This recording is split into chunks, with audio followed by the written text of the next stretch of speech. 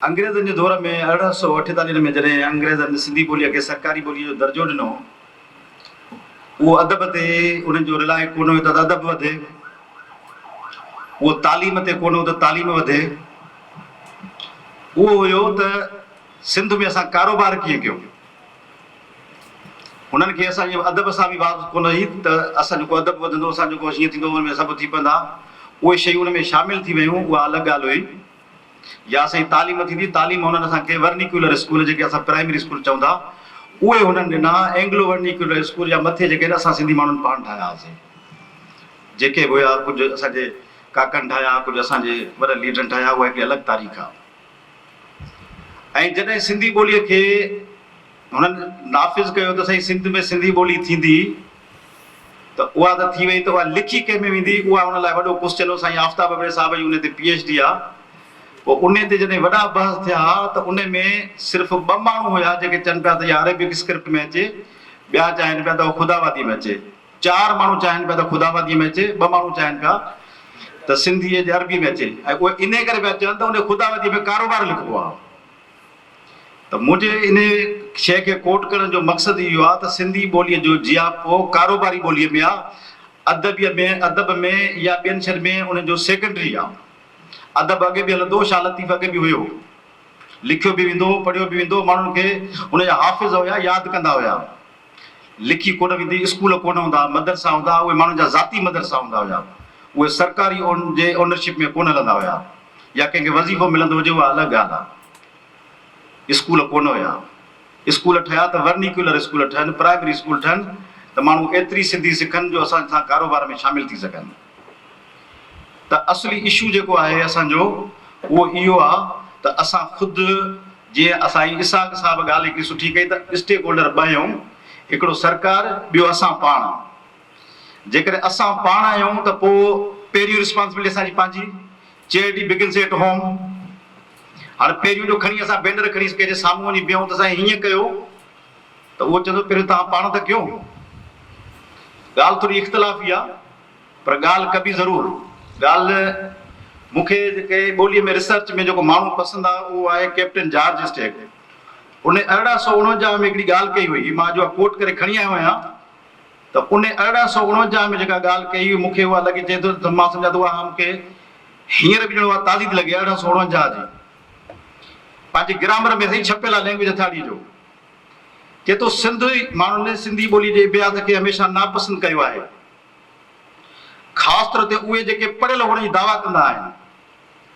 सिंधी अरबी ऐं फारसी लिखी पढ़ी सघंदा आहिनि, उहे आहिनि मुस्लमान, ऐं जेके फारसी हिंदू जेके आहिनि उहे फारसी ऐं पंजाबी ऐं हिंदीअ में लिखंदा आहिनि, जेका संदन मादरी ॿोली न आहे, ऐं सिंधीअ खे मस्करनि जे ॿोलीअ सां मुशाबित ॾींदा आहिनि। पर मूंखे एतमाद आहे त लिसानियात जे माहिरनि वटि सिंधी ॿोली हिंदुस्तान जे ॿियनि जे ॿोलियुनि जे भेट में वधीक बहितर थींदी, उहा वधीक उनखे माना उहा मज़ो ॾींदी आहे, उहे वधीक उन में इंजॉय कंदा। त इन में 1849 में त चए सिंधी ॿोलीअ खे सिंधी माण्हुनि नज़रअंदाज़ कयो आहे।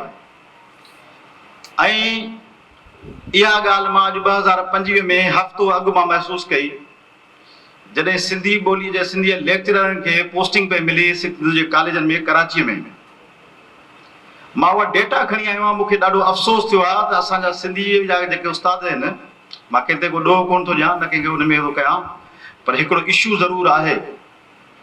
1921 में डॉक्टर गुरबख्शानी खे शाबस आहे, साईं चए थो DJ में जो वेठो आहे असांजो हुनजो रिप्रेज़ेंटेटिव, उन सिंधी ॿोलीअ खे ग्रेजुएशन में शामिलु करायो हुयो, वॾी जिस्तजू कई ऐं वॾी रिपोर्ट हथु कई ऐं ठाही ऐं जंहिंखां पोइ हुननि खे मुतमइन करण लाइ कंहिं मीटिंग्स कयूं त साईं मोए असांखे ॿोलीअ खे शामिलु कयो।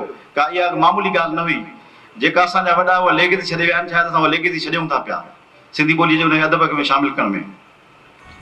त उहा जेका असांजी हुई, असां उन खां हटूं था पिया, खोड़ ॻाल्हियूं आहिनि। मां सिर्फ़ु चंद कुझु फिगर्स मां जेके लिखियूं आहिनि, त असां जेके सिंध में कॉलेज आहिनि, कराची में सही असांजे सिंध में टोटल सरकारी कॉलेज आहिनि 374 कॉलेजनि में, उन में 154 कॉलेज आहिनि कराचीअ में। उन्हनि 174 सॼे जिस्म जे कराची जे कॉलेजनि में तक़रीबन 2,79,000 ॿार पढ़नि था सरकारी कॉलेजनि में। 154 कॉलेजनि में 2,79,000 शागिर्द पढ़नि था फर्स्ट ईयर ऐं इंटर में।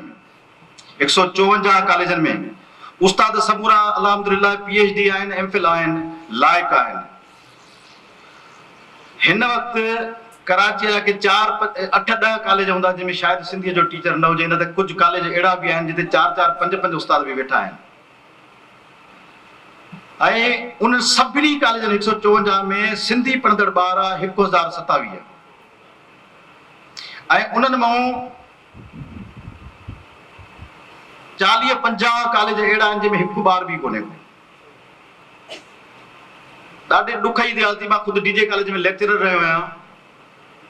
मां हुते क्लास थींदा सिंधीअ जा, उस्ताद वेठा आहिनि, PhD वारा वेठा आहिनि, अलाह साईं जा वधा आहिनि, सिंधी ॿार बि वेठा आहिनि। पूरे कराची साउथ जो वॾे वॾो ज़िलो आहे, कराची जो साउथ वॾे वॾो, जंहिंमें पूरो ऑफिसर ॿियो सभु कुझु रहे थो, उते हुन में हिकिड़ो बि ॿार सिंधी जो न आहे। कराची जो ॿियो नंबर वॾो कॉलेज आहे आदमजी, उन में सिंधी हेड प्रिंसिपल बि सिंधी आहे, DJ जो बि प्रिंसिपल सिंधी आहे, उस्ताद जी बि अक्सरियत सिंधी आहे, सिंधी जा उस्ताद बि मौजूदु आहिनि, सिंधी शागिर्द बि मौजूदु आहिनि, पर उन में बि हिकिड़ो ई ॿार सिंधीअ जो कोन्हे को। हाणे इहो इन लाइ किथे बैनर खणी वञण जी ज़रूरत कोन पवंदी न साईं, त बैनर खणी वियो त असांखे हीअं करे ॾियो, असांजे ॿारनि खे चओ त असां कयूं। लाड़काणे में भला जेकॾहिं ॿार को सिंधी नथो पढ़े त उनखे छा को लठ नथो छा? उहा त तव्हां असांजी रिस्पॉन्सिबिलिटी आहे न।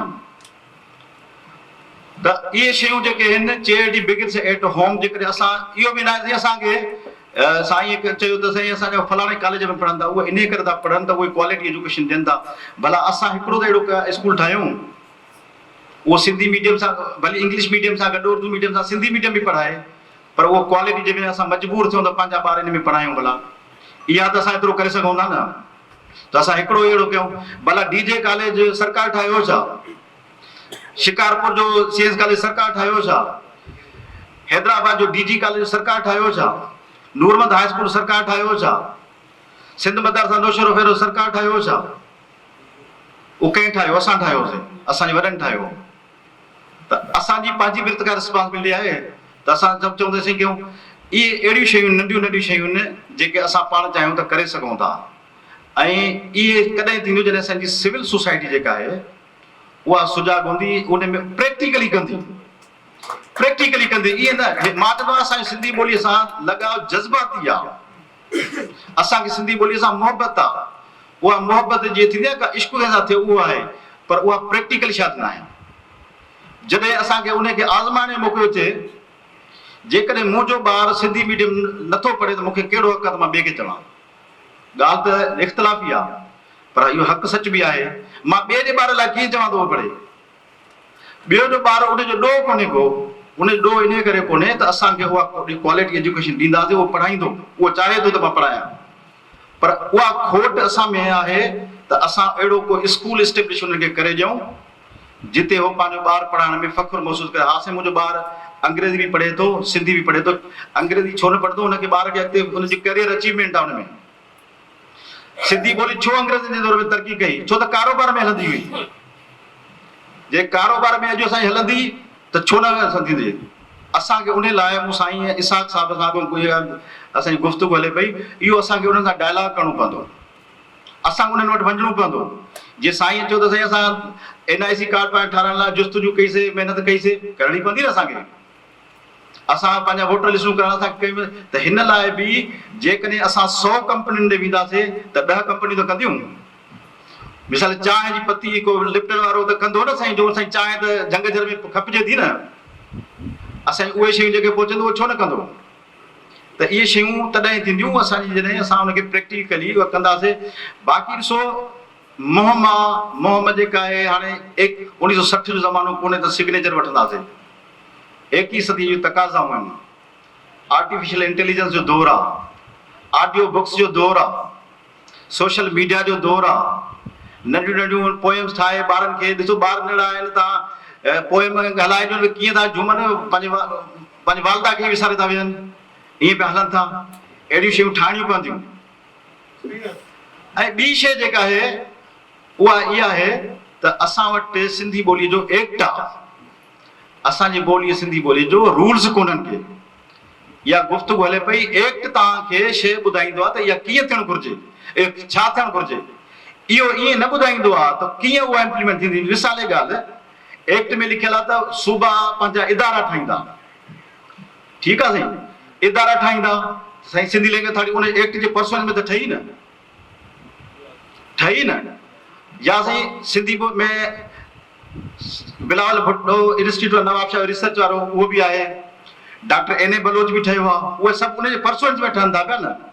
त ख़ुदि उन एक्ट खे कीअं इम्प्लीमेंट कबो, उन जी इम्प्लीमेंटेशन पॉलिसी न आहे जंहिंखे असां रूल्स था चऊं। त सिंधी लैंग्वेज अथॉरिटीअ खे इहो स्कोप मौजूदु आहे, जीअं त उहा अथॉरिटी आहे, ऐं अथॉरिटी आहे त अथॉरिटीअ खे इम्प्लीमेंट करण जो बि हक़ थो हुजे न। उहा उनखे इहो अमेंडमेंट में वञिणो पवंदो।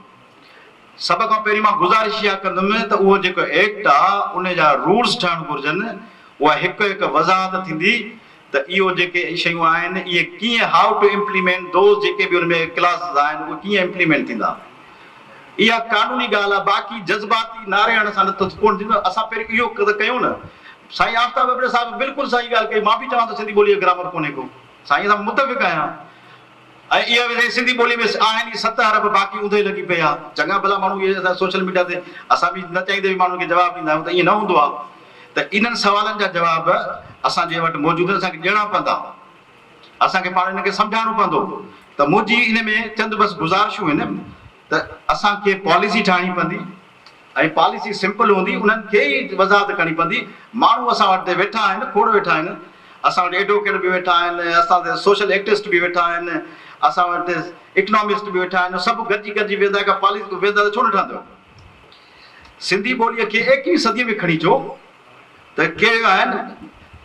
मूं ॾिठो त हिंदुस्तान में उन्हनि सिंधी ॿोली जेका अल्फाबेट कमेटी ठही, उन जो कार्टून ठहियो, ॾाढो माण्हू हर को पियो उनखे शेयर करे। छा असां नथा करे सघूं छा? मवाद असां वटि मौजूदु आहे, माण्हू हर कंहिंखे इंट्रस्ट पियो थिए। त उहे जेके सिंधी कलाम, सिंधी शयूं कीअं उहे ठहिनि, उहे असांखे उन में करणु घुरिजनि, कार्टून ठाहिणु घुरिजनि, डॉक्यूमेंटरियूं ठाहिणु घुरिजनि। मॉन्टेसरी ॿारनि लाइ को ॾियो, ॿारनि खे ॾियो कनि। मूंखे यादि आहे 2-3 साल अॻु का मीटिंग हुई सरकारी, उन में उन्हनि चयो त असां चाहियूं था त असांखे ॿुधायो त असां वटि कहिड़ी वाज़िब पॉलिसी आहे। वाज़िब पॉलिसी त आहे, पर उनखे इम्प्लीमेंटेशन मां जीअं गुज़ारिश कई, उन चयो त असांखे इम्प्लीमेंटेशन पॉलिसी ॾियो। त मां उन वक़्तु साईं चेयरमैन न हुयो, त मूं फ़ोन कई, उहो वेठल त साईं तव्हां वटि भला सिंधी ॿोलीअ खे प्रॉपर कीअं तव्हां इम्प्लीमेंट कंदा, कहिड़ी शइ आहे? त हुन चयो, चई साईं असां वटि अहिड़ी का शइ कान अथव। पोइ मां उते ख़त लिखियो त तव्हां अचो, इन्हनि शयुनि ते अचो न, असां जेको असांजो होमवर्क आहे उहो त असां कयूं न। सिंधी अदबी बोर्ड जो हिते कानून कोन ठहियो आहे। सिंधी लैंग्वेज अथॉरिटी जा रूल्स ऑफ बिज़नेस जेके आहिनि उहे उन पर्सनल में न ठहिया आहिनि। ॾिसो कानून त ठाहियो न असां पाण, असां सिर्फ़ु नारो त कोन हणंदासीं। असां खोड़ ॿिया इदारा आहिनि, एन ए बलोच जो कोन ठहियो आहे अॼु ताईं। इहो केरु ठाहींदो? मुंहिंजी गुज़ारिश इहो आहे त होमवर्क कयो पंहिंजो, असां कीअं पॉलिसी ठाहे सघूं था, कीअं उनखे सिंपल करे सघूं। ॿियो मुंहिंजी गुज़ारिश इहा आहे त उतां शुरू कयूं जेके शयूं पॉसिबल आहिनि, पॉसिबल जेके शयूं आहिनि उनखे कयूं। उन सां मतिलबु इहो न आहे त पोइ असां पंहिंजे कंहिं शइ खां हथु खणंदासीं। सिंपल शयूं आहिनि, पहिरियों पाण में इंट्रोड्यूस करायूं, पाण में मुतारिफ़ करायूं त असां छा था करणु चाहियूं, पंहिंजे माण्हू खे कयूं, ऐं उन खां पोइ असां जॾहिं पंहिंजे घर में ई असांजे में लॻी पहुची त पोइ ॿिए सां ताईं न पहुची सघंदासीं। सो इहे नंढियूं ॻाल्हियूं आहिनि, नंढियूं गुज़ारिशूं आहिनि।